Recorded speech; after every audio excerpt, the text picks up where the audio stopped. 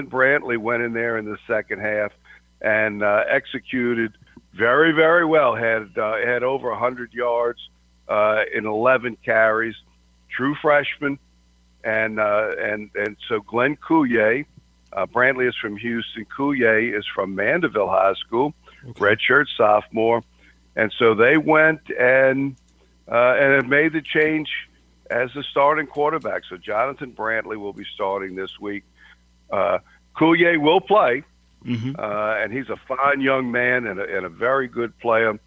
Perhaps is not taken quite as well to the offense as Brantley has, because so much of what they do offensively comes down to the quarterback getting the ball to the right person, and that's the quarterback's number one job. I always, that was Rick Gaille's number one rule in quarterback 101: get the ball to the right person.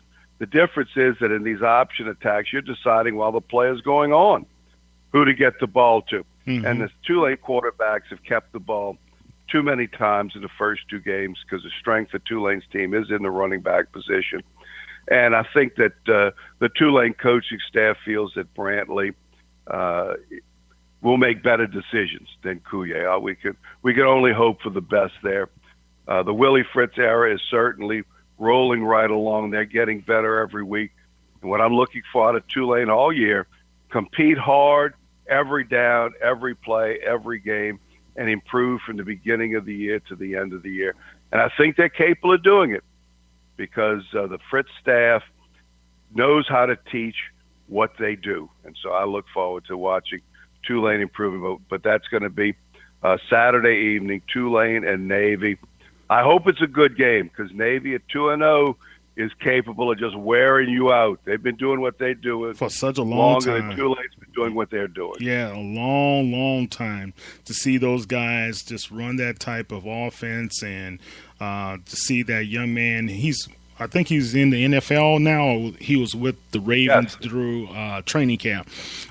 It's just amazing to see because I used to watch early Saturday mornings. Remember when they used to televise, or was it Sunday mornings, they would televise the replay of the Notre Dame games. It used to be Notre Dame against Air Force or Army or Navy, and it was just old games, old rough, pound the ball into the net, the guy, and see who's going to give, So it's good to see that type of play. Let me ask you this, but based upon that style of play that Tulane has now adopted under Fritz, do you think that is something that is going to attract more people to the stadium? Coach? Hello.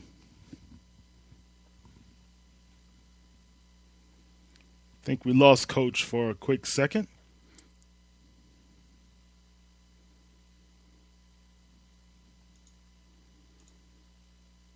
Coach?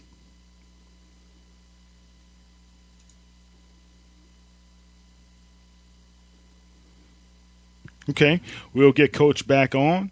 And in the meantime, Professor, you're there? Yep, I'm right here. Okay, well, we'll just wait for Coach to get back into the queue. And I'll do the sponsorship. There he is. All right. Okay, Coach. Okay.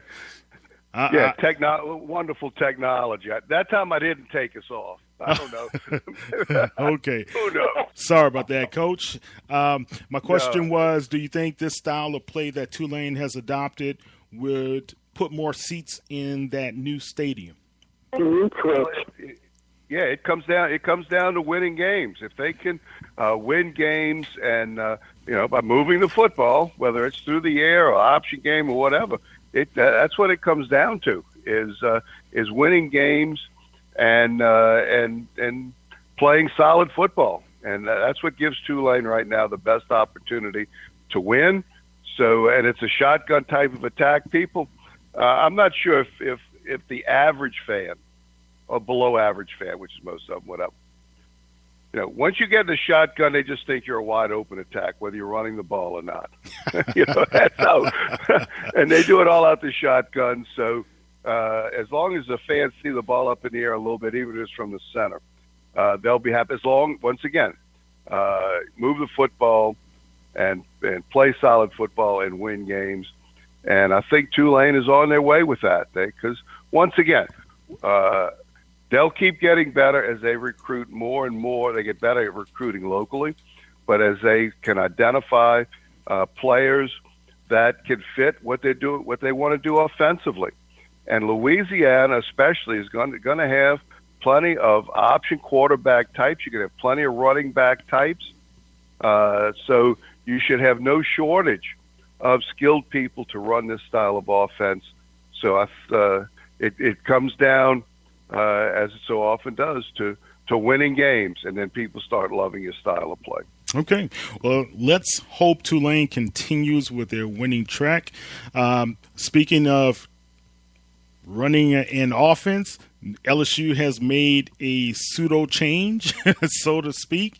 The young man Harris is no longer going to be the primary starting quarterback for the LSU Tigers at this time. The young backup quarterback Danny Etling came in and drove the LSU offense down the field on 3 straight attempts. Getting into the game.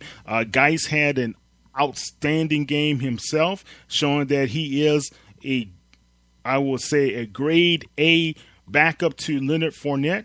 So let's talk about this quickly, Coach. How do you think this is going to kind of wind up in the season? Are we going to see a permanent change at quarterback, because Les Miles has been kind of toying back and forth, and he hasn't really given the media a definite yes or no that Etling will be the starting quarterback in the Mississippi State game? Yeah, Les is so common now, tries to keep everybody guessing. The consensus right now is that Etling is probably going to start, but you're going to need Brandon Harris as you go forward. So you just can't throw Harris under the bus as you go to Etling. Etling was adequate when you get right down to it. The other night, got off to a great start, as you mentioned, scoring drives the first 3 possessions that they had the ball. But then in the second half, Etling was 0 for 6 and an interception and a fumble in the second half. So that was a rough start to the second half. So he's what he was able to do was change the pace enough and was just different. And you just saw everybody's play get elevated. And that's so much of quarterback play.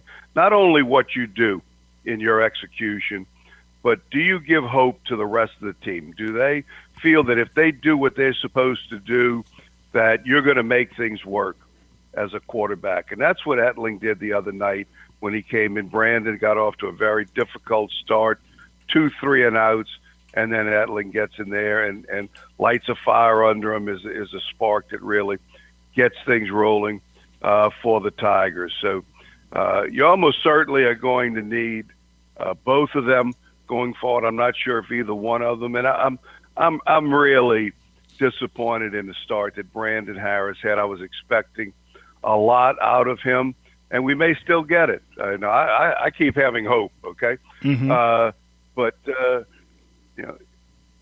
and the tweet that he put out this week telling the kid that transferred, you were smart. That was hugely disappointing. And but they're going to need both of them going forward. So Miles is handling it pretty well, that he's not throwing one or the other under the bus. He's got 2 of them. He's going to need probably some of both for them to be successful going forward, because I'm not sure if either one is good enough to handle it on their own. And all you have to do is inspire hope to the rest of the team that you're going to hold up your end of the deal, because there's plenty of talent everywhere else. Yeah. Well, we shall see what shakes out, because this Mississippi State game is a very important SEC game for the LSU Tigers, and it's going to be especially an important game because we have Leonard Fournette. He will return to the lineup after being out of the Jacksonville State game. So let's see what happens there. And, hey, let's just make sure it's going to be a good performance from either one of these young men, all in all. Okay?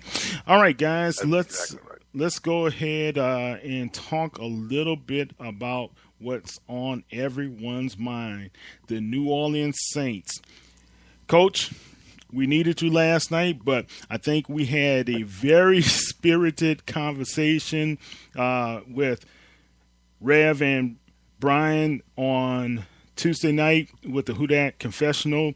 Those guys broke down a lot about the New Orleans Saints and some of their woes. The panel last night on Saints News Radio, we went further and went into depth on some of the issues that we saw as well.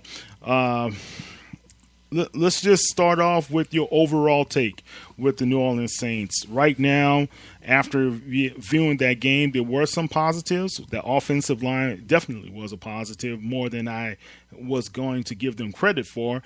So what are your views and what's your analysis? Well, as you mentioned, there were several positives. And let's face it, the Saints won the football game. That pass interference penalty on Craig Robertson in the fourth quarter was bogus. Terrible. It was a flop out of wide receiver. The ball was 6 yards over his head. Call never should have been made. Craig Robertson did a terrific job on the play because he started out in the A-gap. They had a double A-gap blitz look with he and James Laurinaitis in each center guard gap. And then he pulled out to cover the inside receiver, running to the boundary and then turning up and on the fourth down play. So he was in the throwing lane. The ball went way over the guy's head, never should have been called.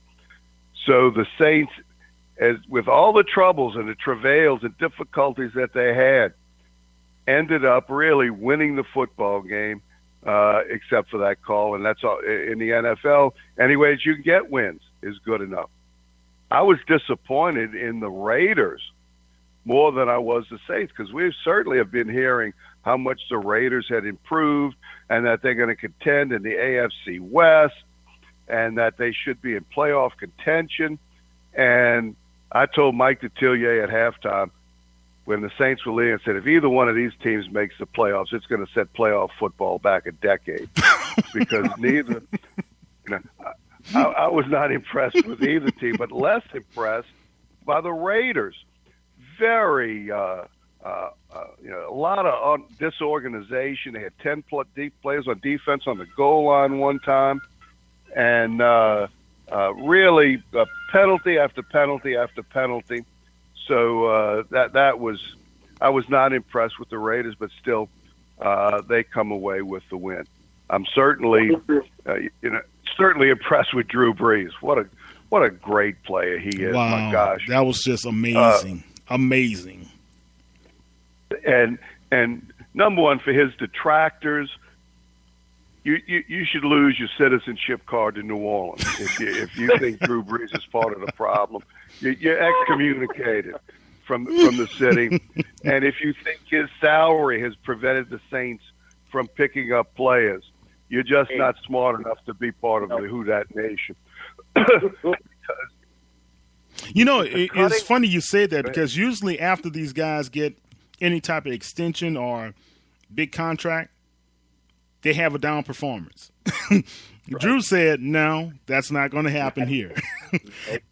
Not true. He has too much pride in himself, and he's too much of a professional. I mean, what a great example. It's a pleasure to go watch him anytime he plays or practices because he just does things the way a professional is supposed to do them. And, and even with the contracts that he has, that's not the reason the Saints don't have good enough players.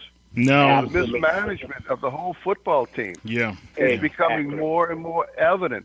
And here they cut, and I thought C.J. Spiller was in big trouble when he was inactive Sunday, and they were doing all the things with Travaris Cadet that you had brought C.J. Spiller in to do. Mm-hmm. Now, Treveros Cadet is a good hand. He's a good guy to have on your team. Is versatile, can help you in a lot of ways.